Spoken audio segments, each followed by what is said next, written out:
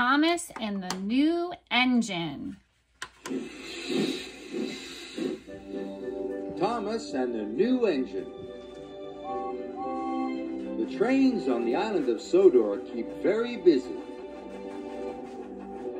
There are always lots of jobs to do.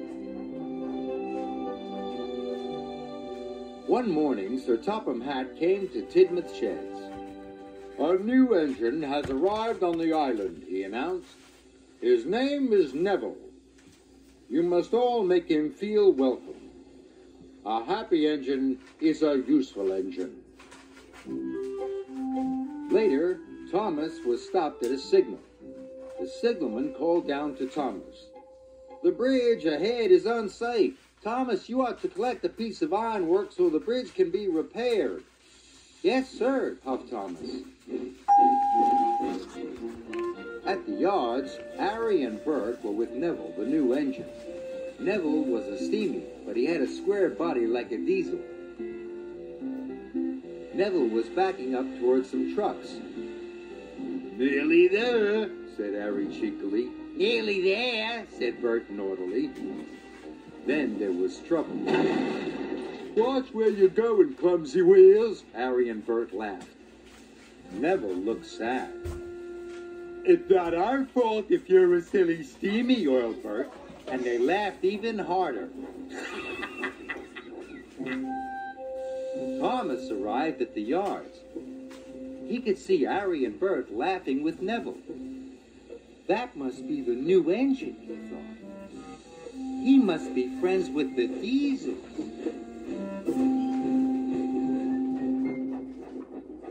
Thomas arrived at Knapford Station. "Have you seen the new engine yet?" asked James.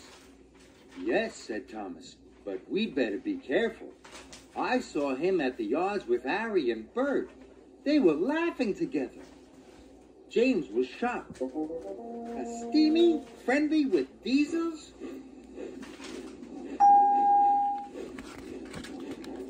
As Thomas left, Edward pulled in.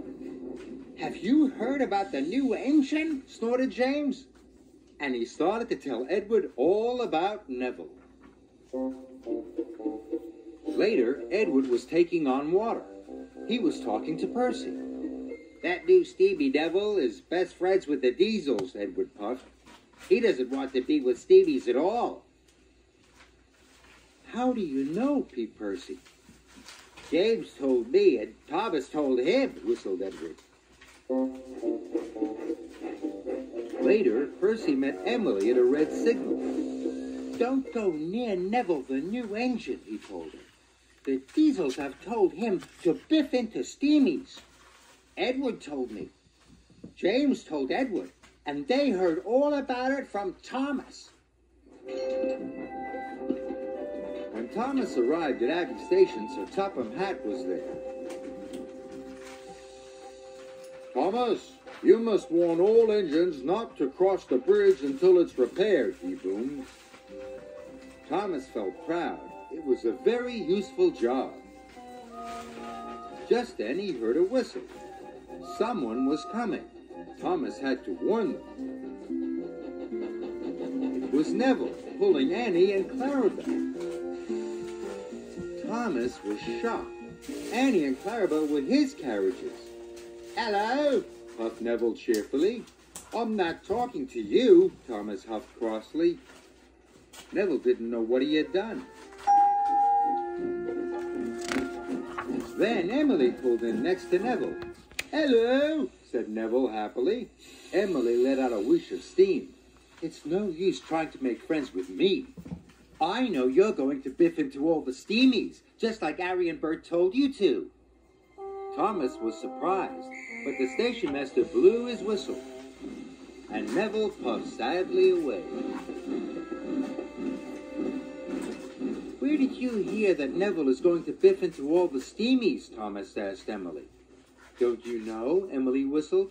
"Percy told me, Edward told Percy, James told Edward, and you told James," huffed Emily.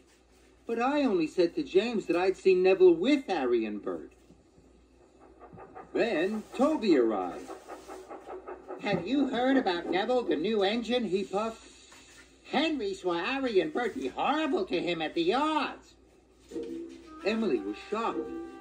Thomas couldn't believe it. Neville wasn't friends with the Diesels after all.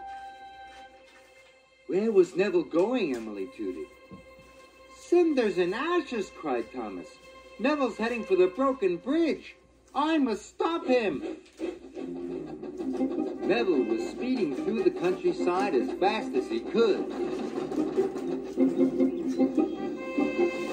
Suddenly, Neville saw a barrier on the track.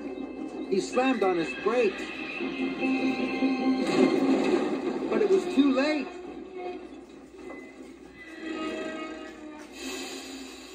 Neville was in terrible trouble. He was on the broken end of the bridge.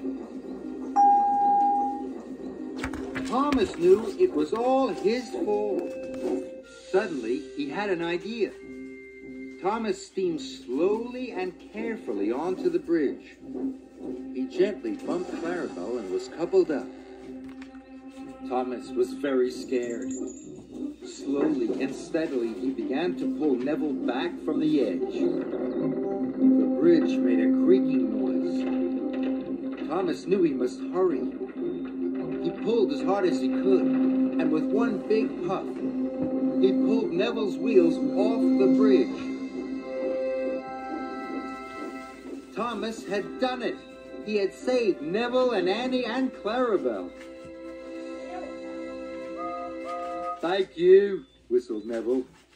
I should have warned you, puffed Thomas, but I was too busy believing silly stories. I thought you didn't like steamies, but now I know I was wrong. Thomas gave Neville a long, friendly toot-toot. Neville was very happy. At last, he knew he had a good friend in Thomas.